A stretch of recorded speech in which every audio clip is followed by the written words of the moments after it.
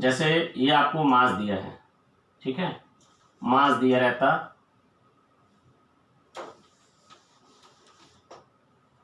मास देके मास के बारे में पूछे, ठीक, एक वॉल्यूम देके वॉल्यूम पूछे, ठीक है, मास देके मोल पूछे, वॉल्यूम देके मोल्स पूछे, और नंबर देके मोल्स पूछे।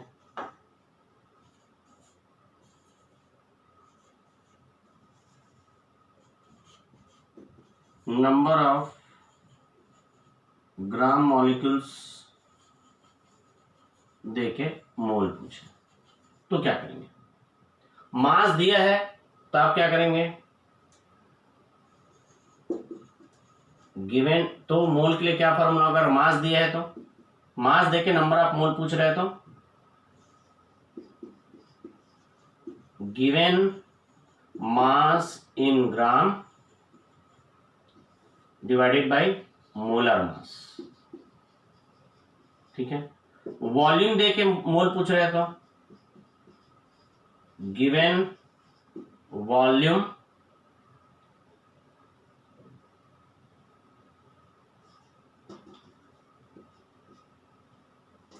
एट एसटीपी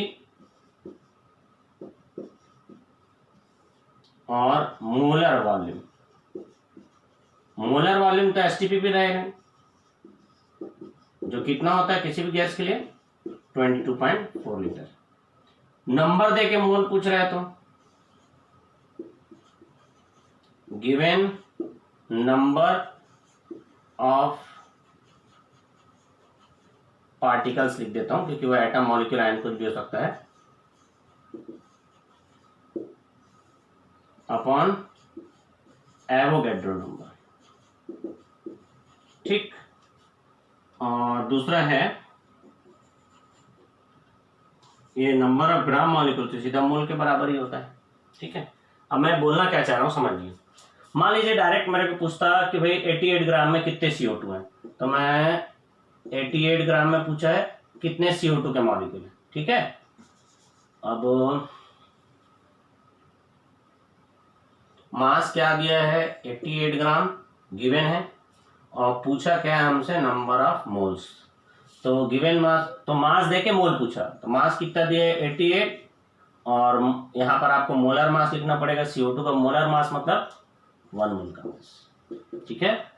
मास दिया है, ये 4 क्वेश्चन बन रहे हैं इसमें। ये तो क्लियर है कि नंबर ऑफ ग्राम मॉलिक्यूल अगर दिया है तो जो नंबर ऑफ ग्राम मॉलिक्यूल्स वही क्या है मोल्स ऑफ मॉलिक्यूल्स होते हैं, ठीक है। अब आपको क्या दे रहा है, पहले फॉर्मूला पॉज करके नोट कर लेंगे, फिर मैं आपको बताता हूं ना, इसको क्लियर नहीं होगा नहीं तो। अब देखिए, अब आपको क्या पूछा, मास देके नंबर ऑफ मोल पूछा, तो मास देके नंबर ऑफ मोल पूछेगा, क्या formula, given mass in gram divided by molar mass, given mass 88, molar mass 44, 2 आ जाए। मान लीजिए इसी में आपको वॉल्यूम दिया जाता और मोल पूछता, ठीक। मान लीजिए बोलता कि 44.8 लीटर CO2 में कितने मोल्स हैं, तो उसके लिए क्या फॉर्मूला लिखे थे आप नंबर ऑफ मोल के लिए? उस केस में आप लिखे थे गिवन वॉल्यूम, एसटीपी की कंडीशन में है,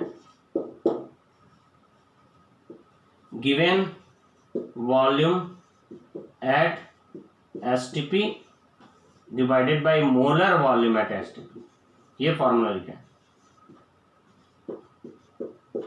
ठीक। तो गिवन वॉल्यूम कितना दिया है 44.8, और मोलर वॉल्यूम कितना होता है इतना, 2 मोल आ जाएगा। मान लीजिए आपको नंबर ऑफ मॉलिक्यूल्स दिया है,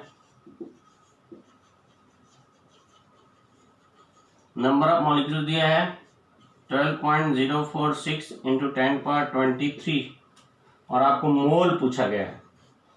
इसके लिए क्या फॉर्मूला लिखे थे, नंबर ऑफ मोल्स को एन से डिनोट कर रहा हूं जगह, गिवन नंबर ऑफ, चूंकि हम मॉलिक्यूल दिया था आप मॉलिक्यूल्स लिख सकते हैं, डिवाइडेड बाय एवोगैड्रोस नंबर, है ना। गिवन नंबर ऑफ मॉलिक्यूल्स कितना दिया है 12.046 इंटू 10^23। एवोगैड्रो नंबर कितना है, कितना आ जाएगा 23। इसको ठीक से लिख दे रहा हूं मैं, जगह कम हो जा रही है। गिवन नंबर ऑफ मॉलिक्यूल्स हो गया 12.046 इंटू 10^23। इतने में कितने मोल हैं ऐसा पूछा, इतने मॉलिक्यूल्स में कितने मोल हैं, तो मॉलिक्यूल की संख्या से आप डिवाइड कर दीजिए, ठीक है। ये तो अगर आपको मास देख के नंबर ऑफ मोल पूछे तो given mass upon molar mass कीजिए, वॉल्यूम देके नंबर ऑफ मोल पूछे तो given volume upon molar volume कीजिए, एसटीपी की कंडीशन पे होना चाहिए, ठीक है। और मॉलिक्यूल्स नंबर ऑफ पार्टिकल्स देके नंबर ऑफ मोल पूछे तो आप एवोगैड्रो नंबर से डिवाइड करिए, given mass upon Avogadro number, given number of molecules upon Avogadro number. मैं आपको बताना चाह रहा हूं कि ये कुछ नहीं है, ये बच्चों का खेल है जो क्लास 5th में आप पढ़ते हैं, वो सब चीजें हैं, मतलब सॉल्व करने का तरीका। बशर्ते आपको मालूम होना चाहिए कि 1 मोल के इतने सारे जो है मीनिंग्स होते हैं, ये आपको मालूम होना चाहिए। आपको करना कुछ नहीं है, जो वीडियो मैंने आपको बताया है उसको आप शांतिपूर्वक देखिए। अगर आपको कोई दिक्कत है, आपको कुछ नहीं समझ में आ रहा है, तो आप मेरे को शाम को 4 से 5 बजे के बीच फोन कीजिए, कॉल कीजिए और पूछिए कि सर इसका क्या मीनिंग है, कैसे हो रहा है, ठीक है। उम्मीद करता हूं कि ये वीडियो आपको मोल कॉन्सेप्ट समझने में बहुत मदद करेगा। मोल कॉन्सेप्ट में लॉजिक इतना ही है, उसी चीज को घुमा फिरा के अलग अलग तरीके से क्वेश्चन दिए जाते हैं। तो मोल कॉन्सेप्ट को समझने का सबसे अच्छा तरीका है कि उसके क्वेश्चन सॉल्व कीजिए ज्यादा से ज्यादा। नहीं बनते क्वेश्चन तो आप मुझको कॉल करके बताइए, मैं आपको सॉल्व करके बताऊंगा, ठीक है। ओके।